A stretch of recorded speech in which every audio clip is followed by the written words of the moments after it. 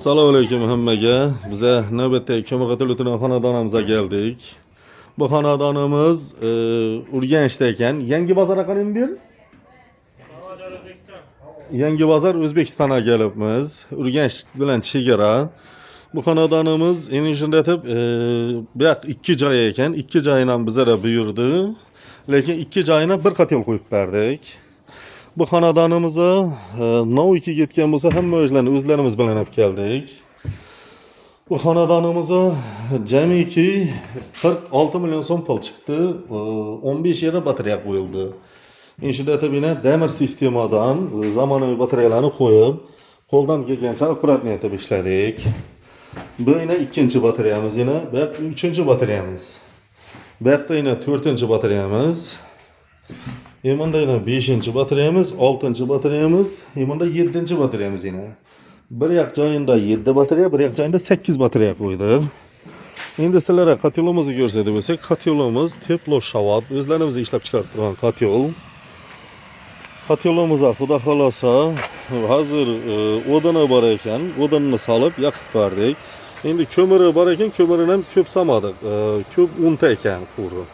Yine kotelimiz ham hozir gradusi 70 gradusda turibdi. Xudo xolasa kotelimiz ham zakonli yonib turibdi. Kima shuningdek otobliniyalik xizmatlari kerak bo'lsa, ekrandan nomerlarga bog'lanaverasizlar. Şu videoni ko'rib turgan yurtdoshlaringiz bo'lsa, like bilan podpiskalaringizni ayamasangizlar, yine ishlatib yonib turaveradi kotelimiz. Like bilan podpiskalaringizni ayamasangizlar, ishida chiroyli otobliniylarni ko'rsatib boraveramiz, xudo xolasa. Kima shuningdek xizmatlar kerak bo'lsa, ekrandan nomerlarga bog'lanaverasizlar. Endi sizlarga ikkinchi joyini ham ko'rsatib o'tsam.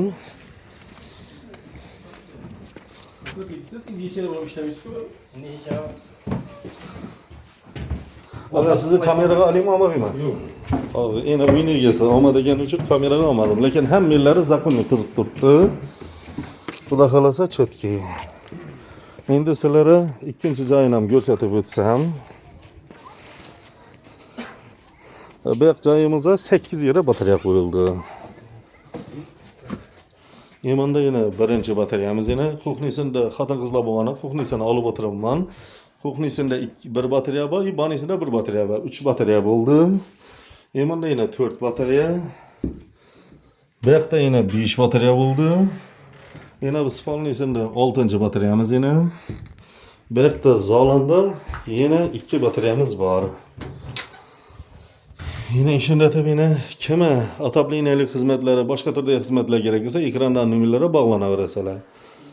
Shuni bilan bu uydagi ishlarimiz ham o'z yakunina yetdi, xudo xolasa.